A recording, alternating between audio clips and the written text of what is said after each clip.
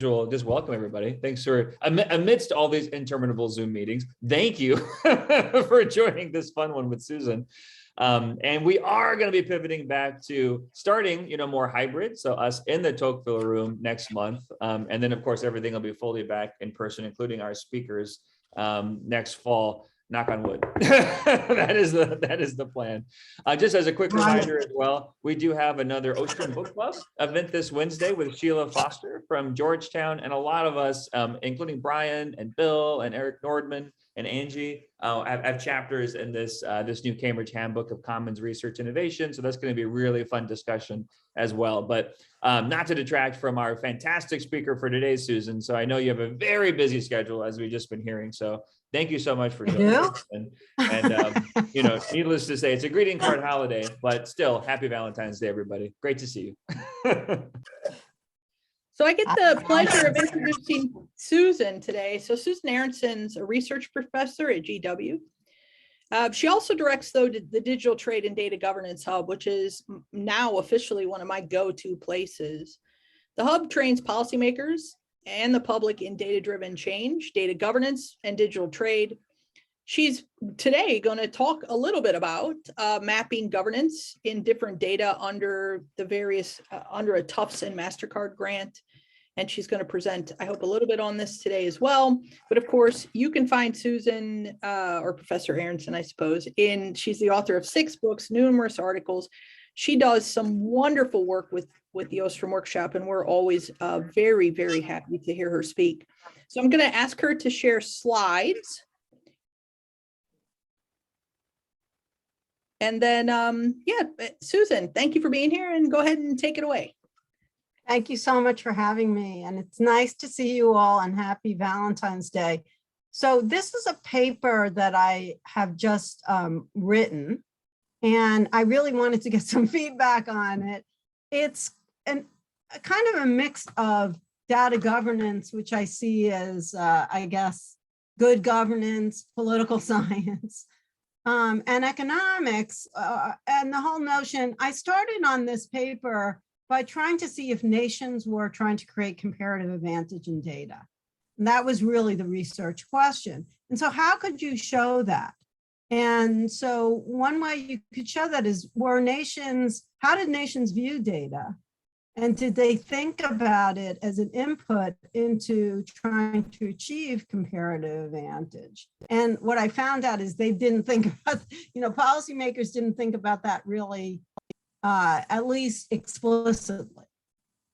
But what they did think about was trying to create competitive advantage. And that term has kind of been forgotten, but it was hugely influential in the 1980s, in the late 1980s, when I was first in grad school.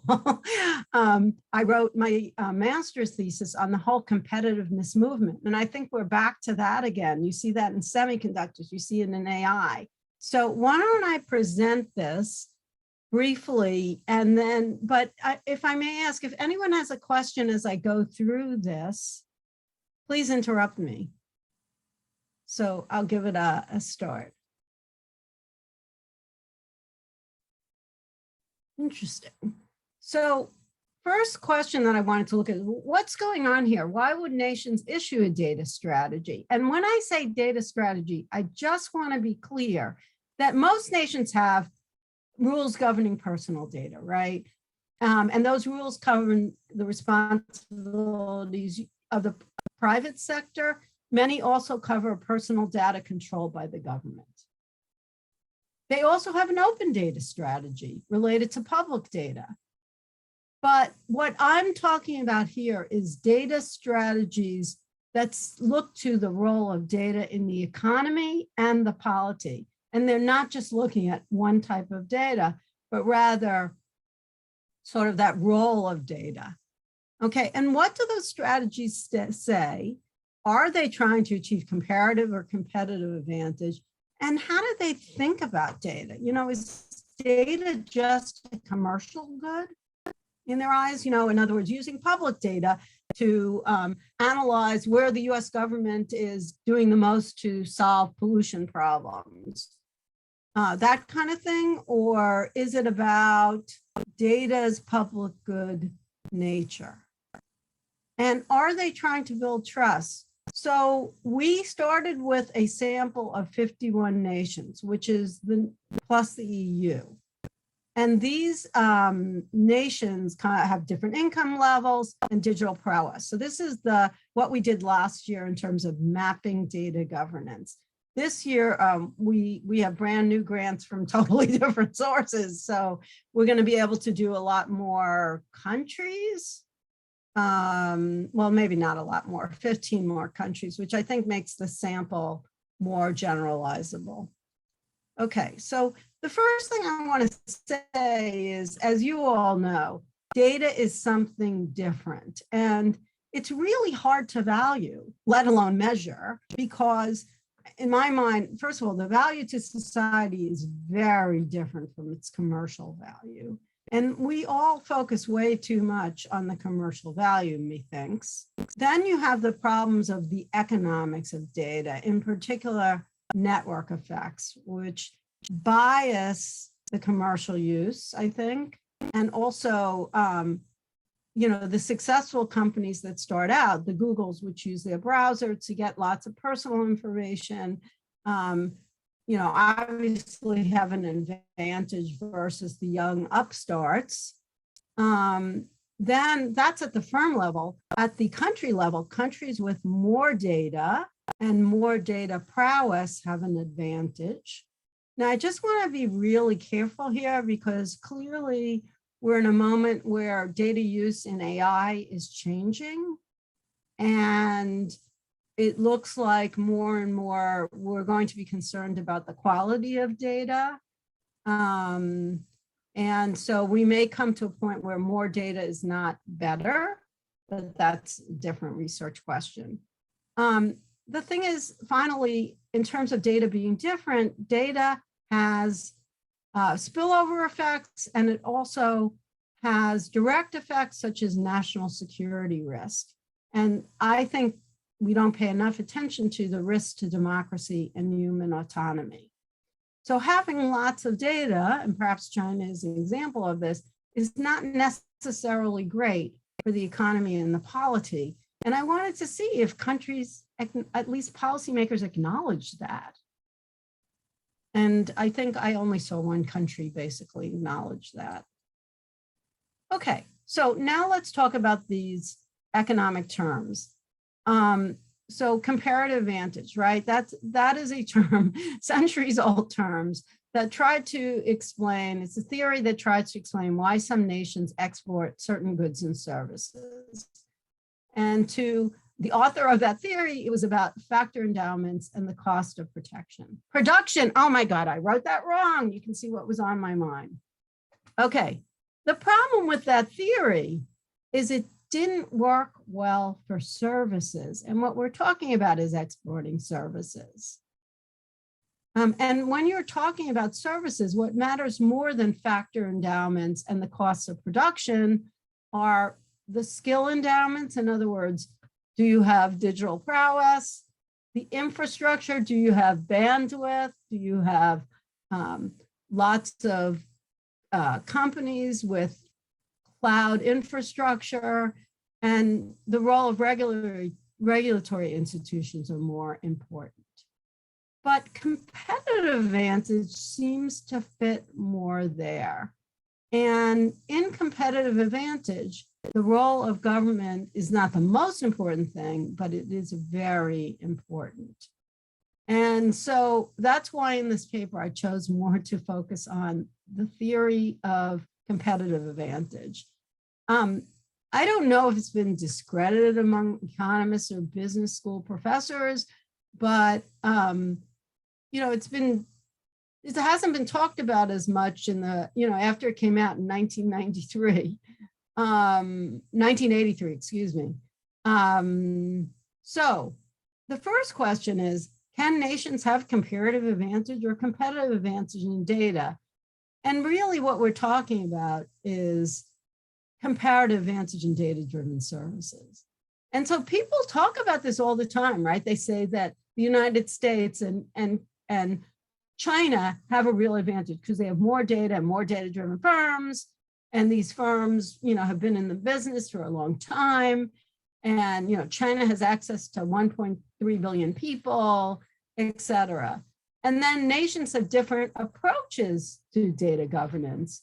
For example, the EU increasingly focuses on data sharing. The United States has what some people call a libertarian approach. I'm not sure I would term that, but let's just use that, versus the government control approach of China. And then finally, thinking about these theories and whether or not they fit what governments are doing sort of ignores the role of online trust. And as Scott Shackelford has taught us, trust is really important online. Particularly, people have to feel that the cybersecurity, right, that they feel safe online. Does anyone have any thoughts as I move through this? Any comments or questions? No? Okay. All right, so this is sort of what I'd like to do next is break this down further. And so what I found is that of the 52, we'll call it nations, I found 10 countries, and I'll show you this in a second, actually had a data strategy. So only 1/5 of them. And what did they care about? If I had to summarize it in general, they were talking about building skills. They were talking about growing the pools of data. So how do you do that? You make it easier to collect data. And you try to encourage the free flow of data while being diligent about cybersecurity and national security. You build infrastructure, such as cloud and other forms of infrastructure. You might use regulatory policies to create certain advantages. And those regulatory policies can include competition policies, intellectual property protections, et cetera. You could also use trade policies to promote competitive advantage or comparative advantage. As an example of that, many nations have performance requirement where you're required to invest in local companies, or you're required to put certain types of data in local servers. So these are the kind of things. And then we did look to see, were these strategies at all focused about building trust? And what are the kind of things you could do there? Well, obviously, policies directed towards protecting personal data, towards enhancing consumer welfare, towards ensuring that firms are accountable, things that limit disinformation or discrimination, the spillover effects of AI. And did they promote public participation in decision-making so that a wide variety of views were heard? Okay, so this table actually shows the countries that had a data strategy referring to the role of data in the economy and policy versus the lists of countries that had a governmental data strategy. In other words, the kind of policies their countries were supposed to follow for public data. And just to compare it, a strategic plan for private sector data sharing or with the public sector. So what I want to say with this slides is perhaps it's not surprising that there aren't that many countries, because in my mind, countries are just beginning to learn how to govern data, and they're wrestling with these strategies. But strategy is the first thing you do before you come up with policies, right? You come up with a strategy. Okay, so here's the actual comparison. And so by the types I mentioned in table 4, 2 slides ago, this is what governments are doing. And these are simply the totals on the bottom. And so before I proceed any further, does anyone have any questions about this? You'll see that clearly a large number of these countries are trying to achieve economies of scale and scope through data sharing, through openness, et cetera. 7 of the 10 had a trust model. 7 of the 10 were focused on infrastructure. Most of the countries, 9 out of the 10, were focused on building infrastructure.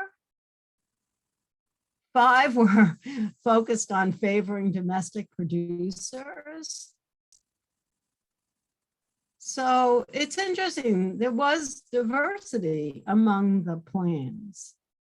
Any thoughts or questions? Okay. So what's going on here? So again, only 10 of the 52 had a data strategy. And you have to wonder, why were they putting in place these strategies? I think it's a form of signaling. They want to tell the populace and the rest of the world, this is what they want to do regarding data, and this is how they want to do it. And they want to signal that their policy focuses on various types of data, and they will use it to prosper, but also to ensure that it doesn't uproot their nation.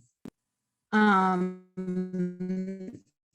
some of them, interestingly, were focused on particular forms of data-driven sectors, such as AI or the Internet of Things. It was interesting to me that we found nobody was focused on XR, and I can talk about that in a minute, but that was just surprising to me. Most of them focused on data as a commercial asset rather than a global public good. To me, this is really important, especially to you guys in the Ostrom workshop. I found this surprising that so few cared about how data might affect the world, and that it was a shared resource that we all have responsibility for. And so Germany and Switzerland, their plans did talk about this. Germany more than Switzerland. So what's up with that? I have no theory as to why, but again, it is interesting. Okay, so the trust model, here are the nations that talked about the need to build trust among their citizens for a data-driven economy. I was surprised that not everyone did.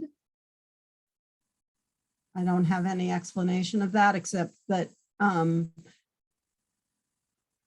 we only had 2 authoritarian states included among the group, but that doesn't explain why not every nation mentioned it. Okay, and then one thing occurred to me, what about other big players in the data-driven economy? Why don't they have a large strategy for data's role in the economy and polity? And so I just cited as an example, Brazil, Canada, Russia, and the United States don't have this. Okay, is this because regulators are captured by data-driven firms? Is it because they don't want to articulate a vision? And I think this is really worrisome for the United States because we should be thinking about it. Same for Canada. And certainly any other democracy that wants to use data to develop. So that's my talk. Thank you so much for hearing me out.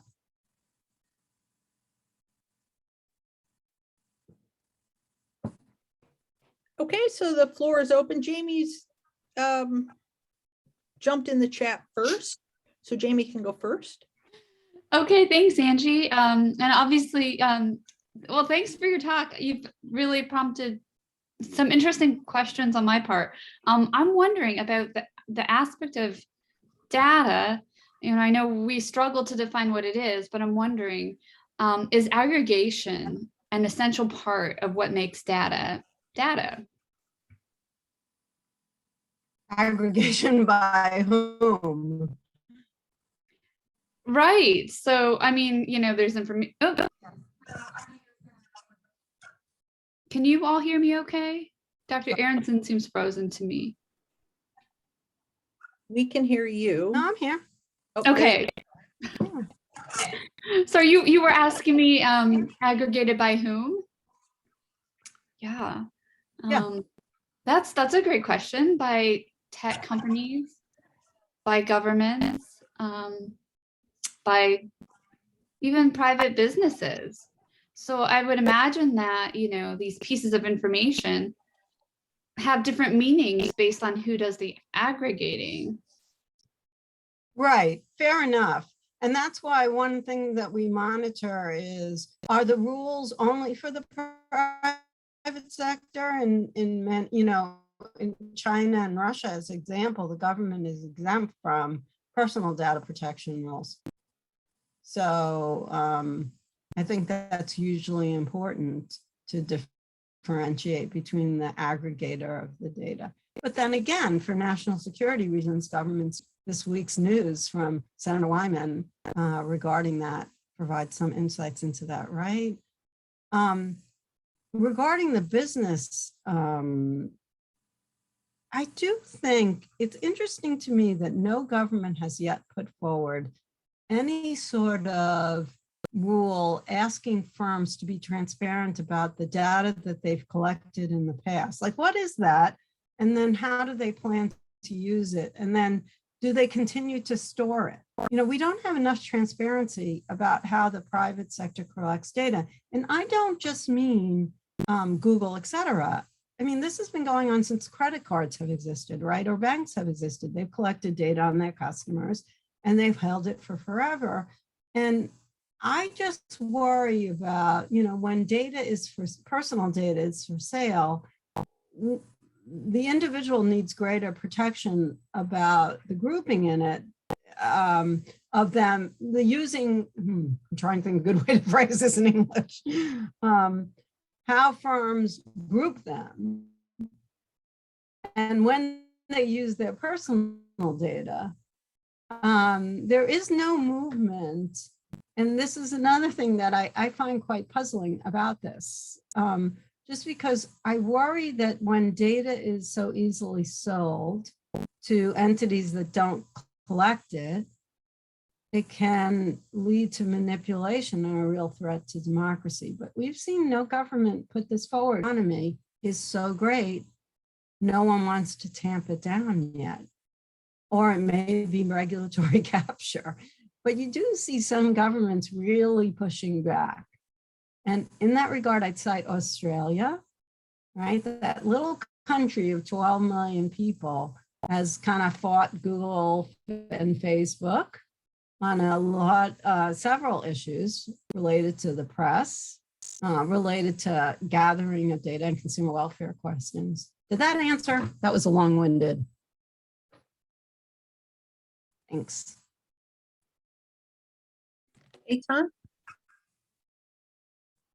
Yes, so my question is if you see a difference in the need for national policy between, specifically between US and almost any other countries, considering that most of those services are based in the US, Google, Facebook, etc. So there is much less concern of US data being hosted somewhere else, and between basically every other country who might be worried that data of that country or of the citizens of that country is hosted mostly in the US.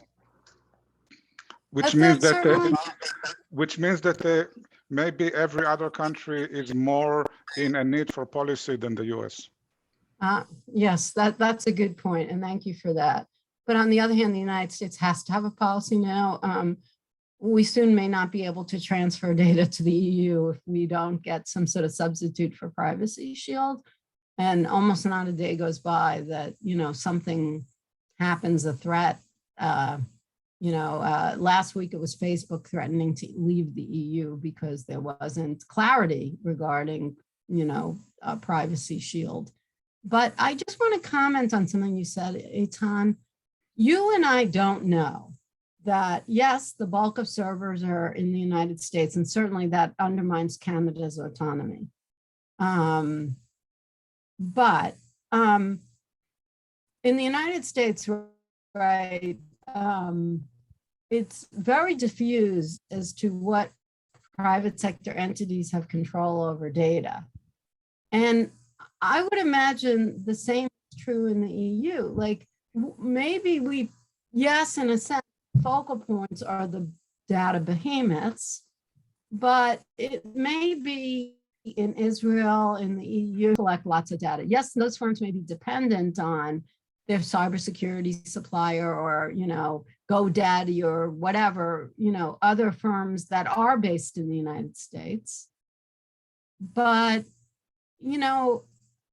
since there are no reliable statistics on cross-border data flows or on who holds data, how do we know that? I'm not criticizing what you're saying, but this is the problem when you work with these issues of data governance, that there are no reliable statistics. And I find that really frightening. And in the end, that's why it's so important that we ask firms to be transparent about the data that they had collected and are collecting. And it's been identified as a corporate governance risk, right, by the SEC and I think the EU. I have not seen anything in Canada. And yet firms don't respond to that by saying, okay, here's what we have.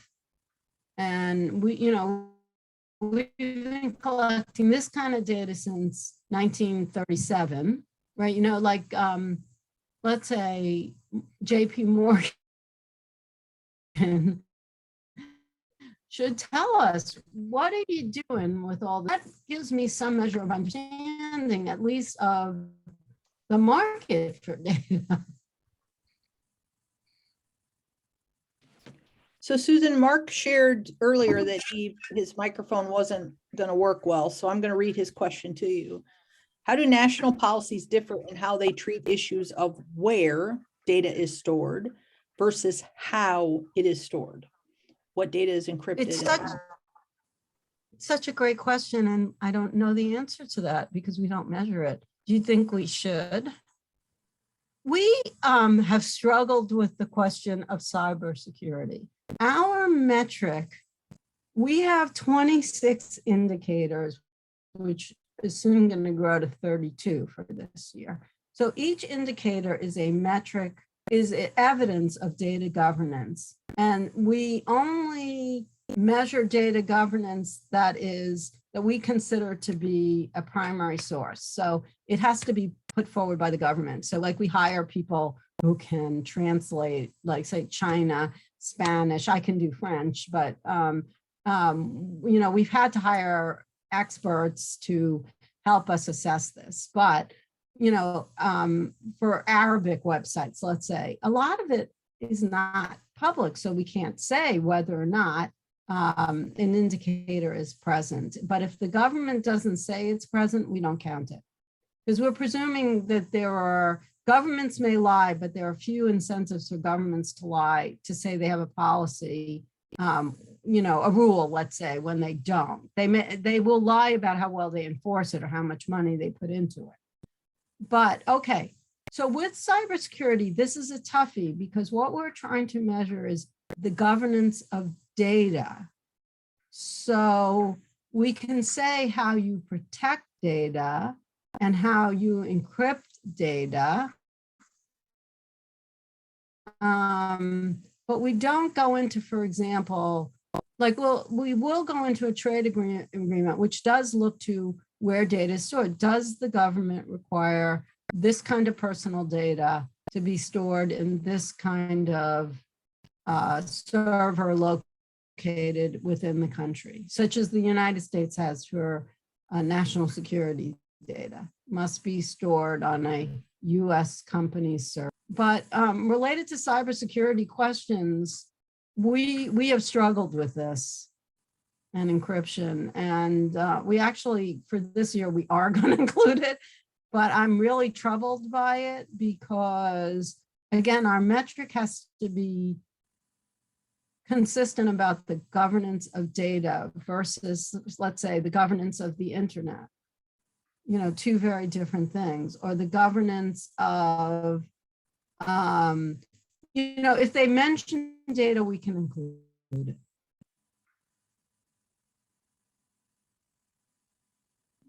other questions, or I A have lot of cybersecurity laws do not mention data. Simon? And then Diego, I see your question as well.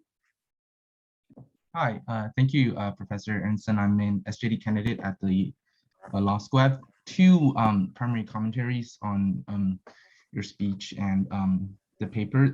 I think the first question that I had was how you phrased the idea of trust model, and seems to associate it with the idea of privacy, and then to associate the idea of the individual control of information.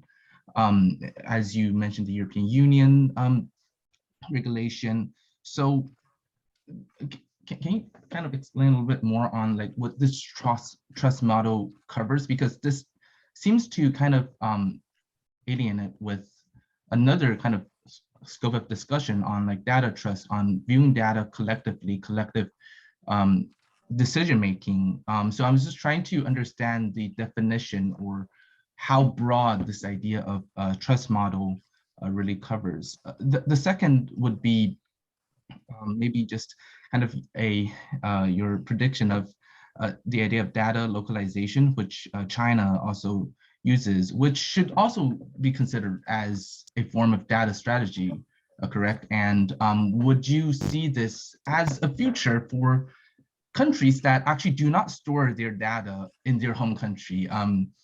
For countries that store a lot of information maybe outside of the United States? And would you see this as like a counter force of the data strategy for these nations? Thank you.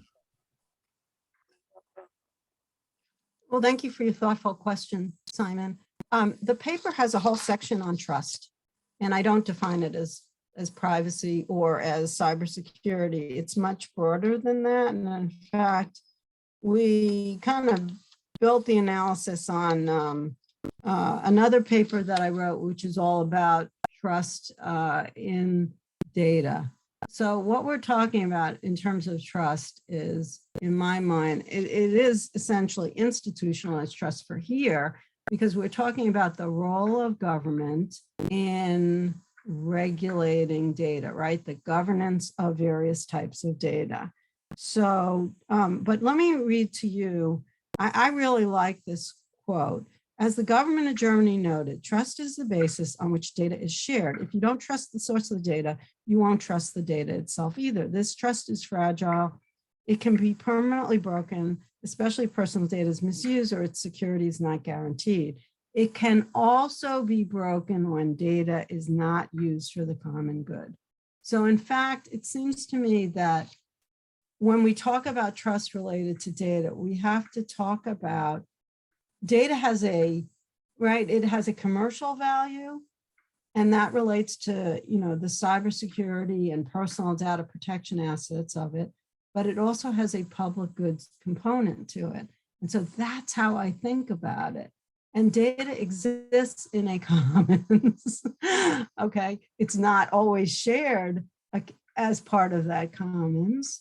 And so that's where we're coming from in looking at this, although I do not in this paper make commons arguments. There just isn't room for that in this because it's more about the economics of this, but perhaps I should.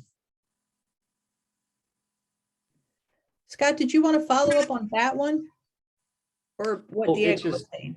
It's just a quick interjection, but I'm happy for somebody else to go first, Angie, or I can do it now since I have the the floor. It's no problem. Susan, love the paper, no surprise. And it's really funny because Angie and I finished one of our last, which was looking at these national AI strategies with a call for pretty much what you're doing here, right? To look more comprehensively at, and not, cybersecurity specific strategies or AI specific strategies, but, broader, data governance, frameworks and strategies. So I think that's pretty cool. I looked through the paper to see kind of how you're accounting, for some of the other existing, AI specific approaches and cybersecurity specific approaches, since as you note, there's a heck of a lot of overlap and maybe frankly a fair amount of wasted time in policy circles and thinking about those issues in such a bifurcated manner. So I think, you tackled that, I think, pretty well toward the end of the paper, but that could be, I think, something fun to tease out even a bit more. And my only other kind of question was if you had much of a look at the Global Cybersecurity Index that the ITU puts out, because they wrestled a lot similarly with methodology. How do you begin to, rank countries with regards to their cybersecurity preparedness? And they put a big emphasis, for example, on legislation, cybercrime, laws, things like that. And I'm happy. I was involved with the initial methodologies, a couple years ago, and I still have, I think, some of those spreadsheets. So if any of that's helpful, I'm happy to, either make a connection or send some of those along, because That would it's be been, extremely trial and helpful, I error. think. Yeah. We called you, you may recall, for your advice on this a while back, because honestly, it's still, it still haunts me. It's always going to be a problem. Because there is no data sharing without cybersecurity, right? And other forms of security for users. And yet, so in regards to the first part of your question, I think only 4 nations have a national security strategy for data. And they're not just talking about, data collected by, let's say, the US government. The US, the UK, China, and I forgot who, France, have a national security strategy for data. You said we should parse these out. We actually only do AI strategy. We don't do cybersecurity strategy, because almost every nation now has a cybersecurity strategy. But if I think I'm hearing you correctly, we should be looking at the connections between those various strategies.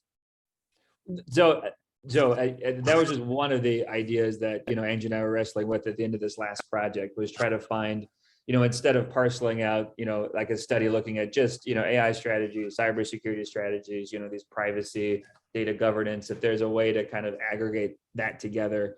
But, academically, it could be an interesting exercise, but, to your point in the paper here, from a policy perspective, that's where we really were trying to push, folks to not have so much effort go into distilling down these separate strategies for different aspects of this kind of much more broader, data governance dimension, but trying to think more collectively about how all these areas, interrelate and intersect. So I'm happy to chat more. I don't want to monopolize now. I love this. I love the way that you're headed, but it was funny because, like I said, it was just, we were thinking along similar lines.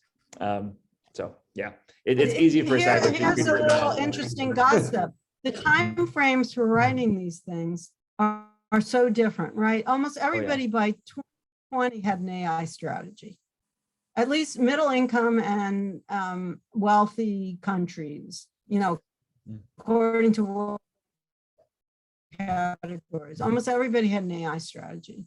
But it is kind of shocking to me that have thought about data in general. I think that's the key finding from the paper. It's quite one thing to have an open data strategy or personal data strategy, though almost no one had that. They just have a law or regulation. They didn't start with a strategy first. And this is something I'm wrestling with. Like, why do you have a strategy for one and not the other? And I have no answers to that either. And my gut is because citizens care about personal data protection. At least in the EU they did, and that helped push a worldwide movement. But and certainly, the what was that website in Canada when it was hacked, revealing all these government officials, the Ashley, what's the name of that site? The dating site. In any case, what's up with that? If you don't have a strategy regarding data, hey, Simon, by the way, China's data strategies are almost more advanced than almost any other country. But again, the key thing is the government is exempt from those rules. And that strikes us as particularly dangerous, right? If you hold the private sector to account and you have shares in many of those firms, who is there real accountability regarding data governance? So China is both a role model and a supersized problem. It helps if you unmute. Okay, so Diego wrote in the chat, because of the market possibility or advantage that comes with having the data, do you believe the powerful actors as international companies are creating this difficulties of accessing valuable statistics to evaluate how policy data is working at the national level? Oh, that's a really good question. I mean, I don't want to presume the worst, but I will tell you this. I remember giving a lecture to Department of State. They have like an economics meeting for their economics officers, and Commerce gets invited and CIA does too. And Google, a ex-person from Google was there, and they were asked this very question: can you share with us? And apparently Google did initially use cross-border data flows on Google's platforms. Is very different from how Facebook does it. So, but Facebook refused to share its data, as one probably would not be surprised. And I don't know how far they got. Did they go to eBay? Did they go to Amazon? So it's a real problem beyond any sort of suppression, but I don't really think there's that. It's not like evilness. It's just simply that, you know, it's very hard to measure this. And so states use proxies, and those proxies are terrible. They're really kind of almost irrelevant to what we're actually trying to measure. The OECD has put out some suggestions regarding how to, and certainly I can connect you up with that, but that's a different question from, you know, are powerful companies doing this deliberately? I think we focus too much on like the Googles and Facebooks of the world, and not enough on the Targets. I mean, maybe Target isn't that big, but Walmart, JP Morgan, the global banks that have data that I think can really determines people's financial security, their ability to get a loan. I don't think we as societies have really thought about the implications for our countries. The German government strategy actually does. And that's why it's so interesting. And if you really want to get some good ideas about how to think about data, that's the one I'd recommend. And it's cited in the paper on page 13.8, on page 8, the link. It's January 27th, it came out 2021.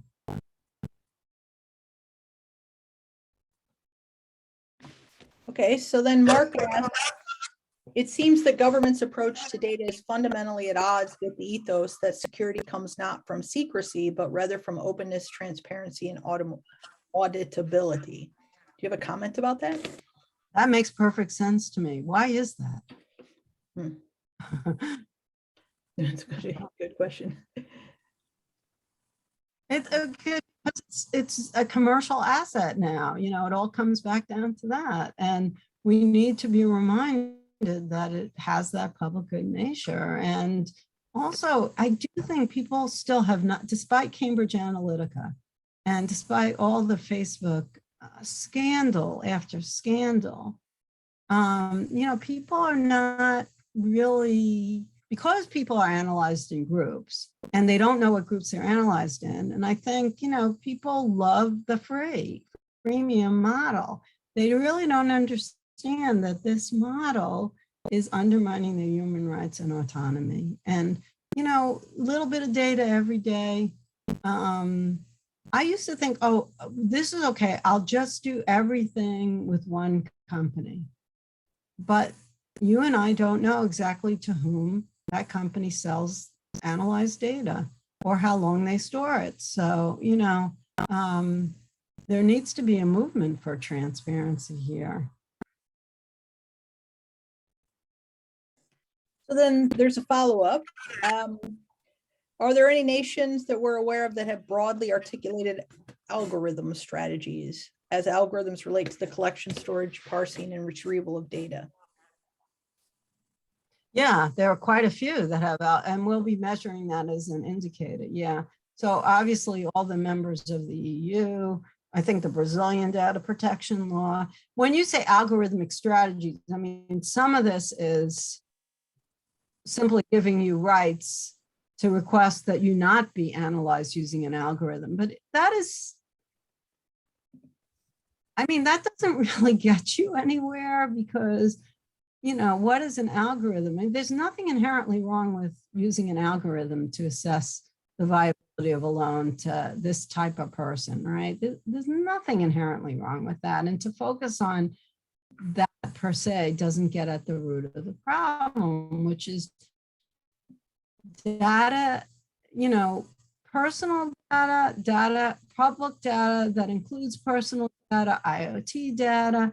All of this is a reflection of human behavior and individual humans. And if we want democracy to survive, we're going to have to figure out ways to protect humans from the misuse of this analysis of data. So groping at algorithms is a start. And it's inappropriate for me to criticize it, which is what I just did.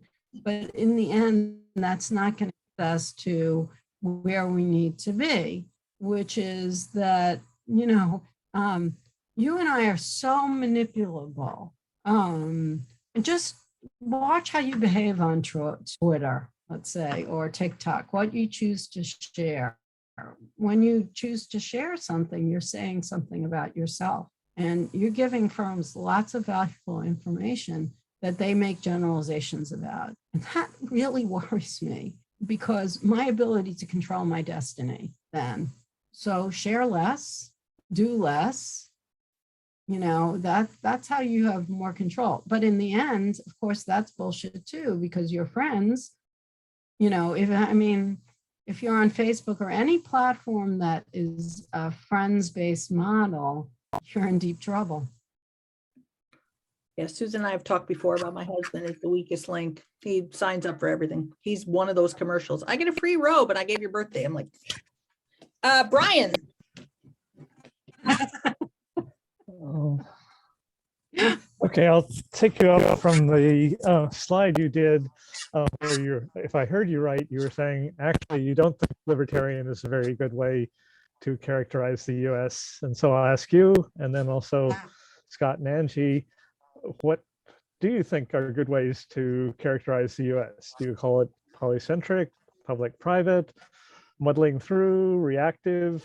What are ways to characterize it that have some understanding of, you know, okay, when and where does the US come to grips with issues at times and not? Thank you.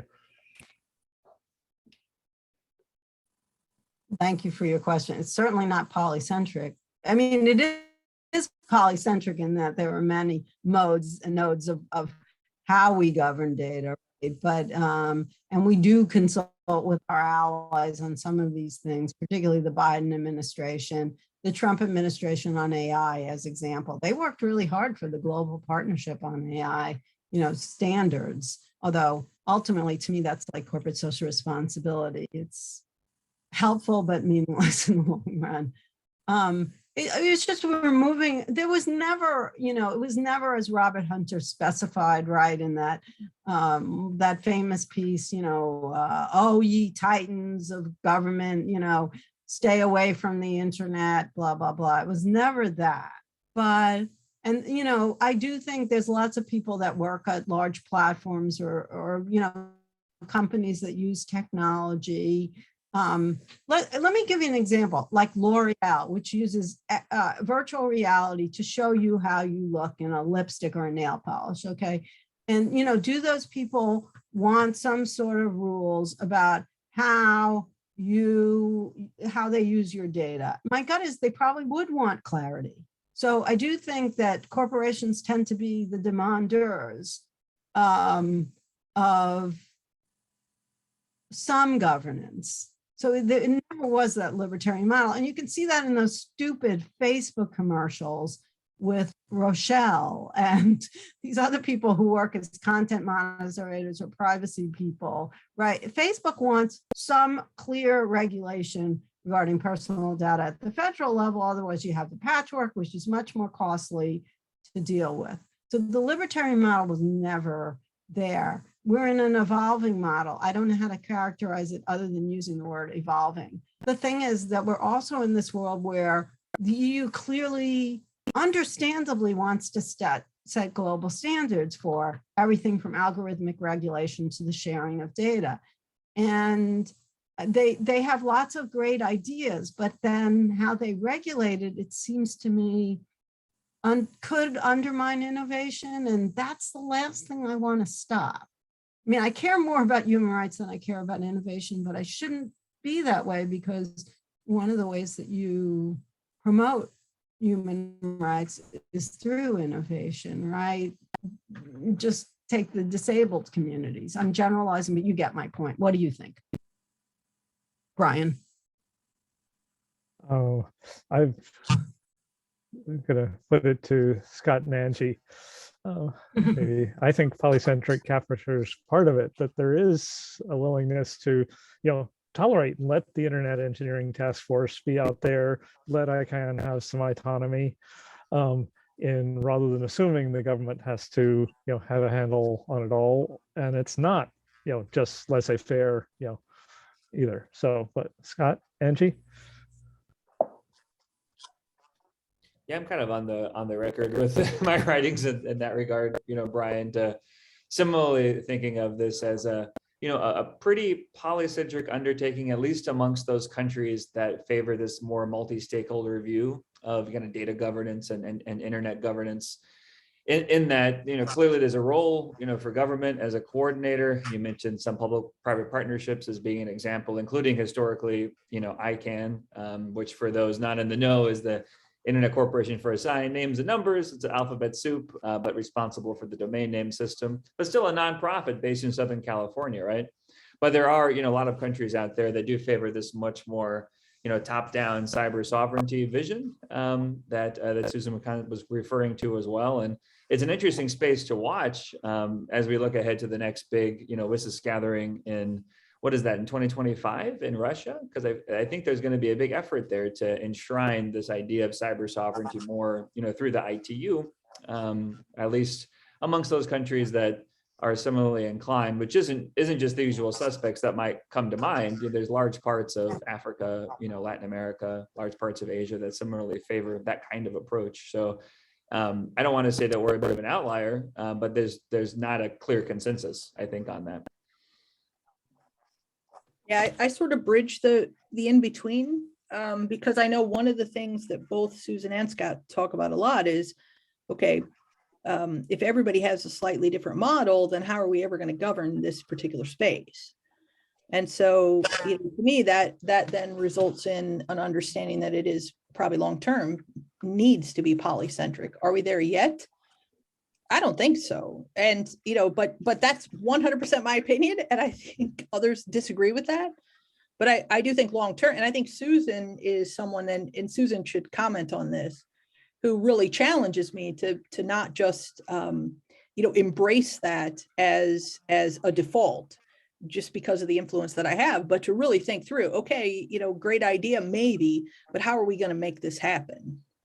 It's a much different conversation in this particular space than it is even about space, quite honestly, because so many people are moving in this area. And so how we change people's perspectives once you already have massive movements is, as you know, Brian, one of the issues that we have, and we talk with like Greg Bloom and stuff all the time about that.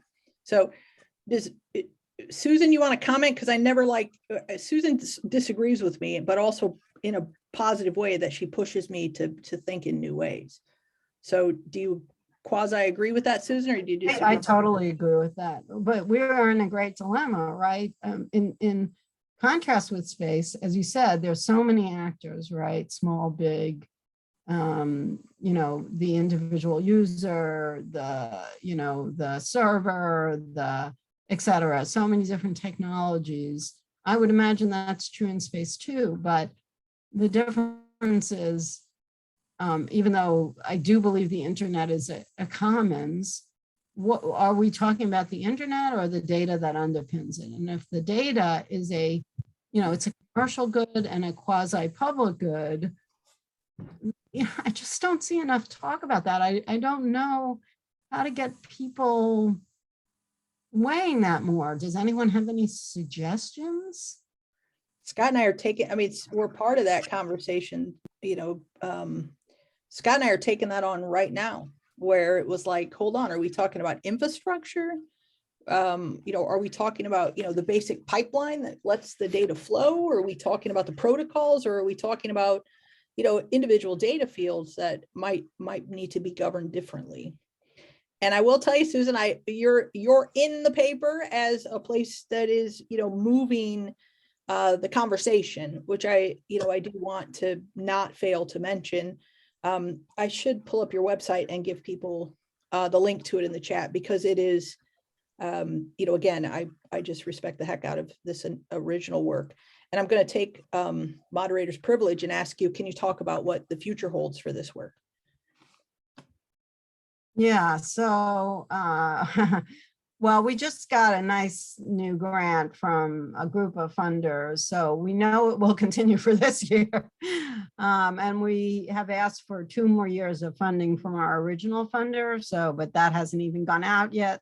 So who knows? So there's always the question of viability, right? This is not something that,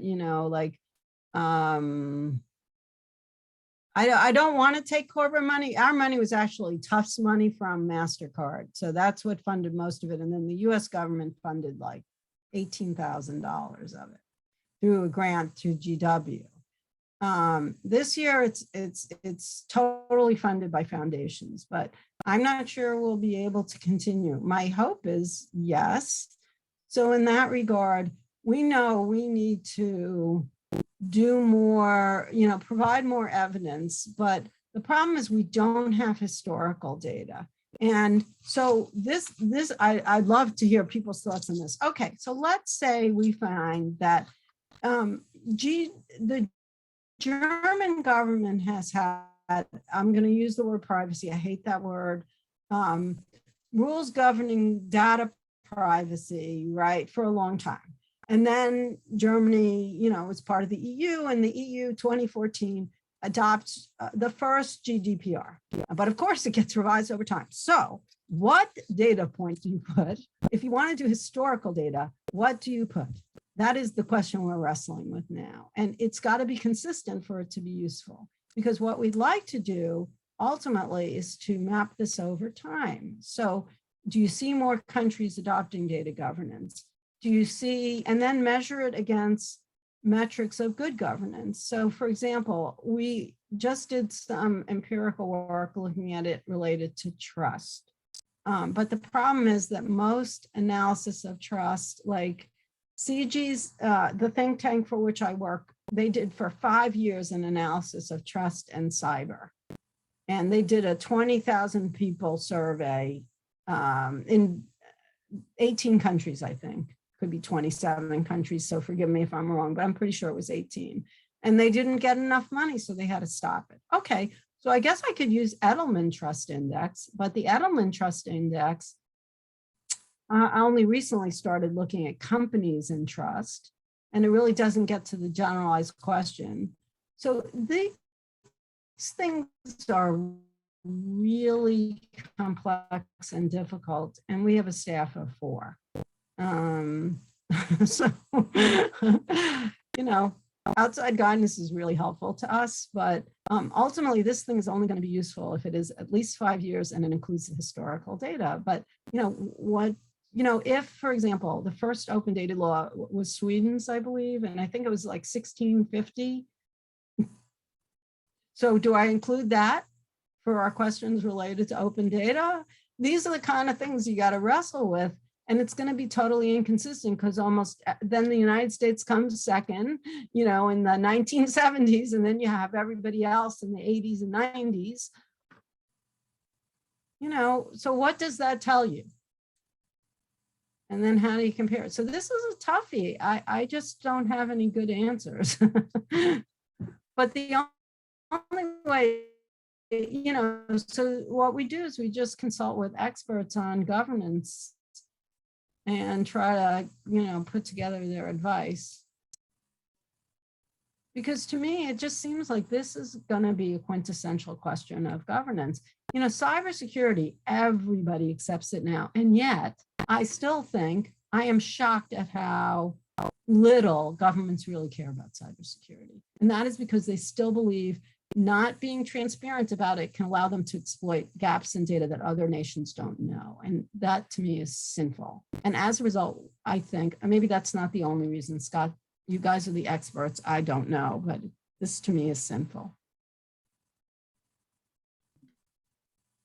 We are officially out of time, but I know Susan would love to hear more feedback if you have it, including on the website and stuff like that. I'd feel bad if I didn't mention that. Susan, do you have any last comments before I thank you and hand it to Scott for one last blast from the Ostrom announcements? Thank you so much for your comments. My email is on the paper, saaronso@gw.edu. If you have any comments or suggestions, I'd love to hear them. Thank you for taking so much of your time to provide me with feedback. I appreciate it. And Well, so I would just like to thank you for all of your work. I remember having those conversations when you were trying to figure out what, even like you were talking about, even the data fields that you were going to gather the data. And as I said, I rely on your website. I've used it in my classroom. So, wow. thank you for, seriously. So thank you for putting this together and giving us a place to start having an intelligent conversation about such an important issue. And thank you for your time today, of course. I'm going to throw it to Scott. In case you have any Ostrom announcements, sorry. Nope, I think we're good. I think we're good, Angie. Oh, that was All right. fantastic, Susan. Thanks again. Thank And Thank you so continue to much, do the guys. research Have a here. great day. you too. Bye.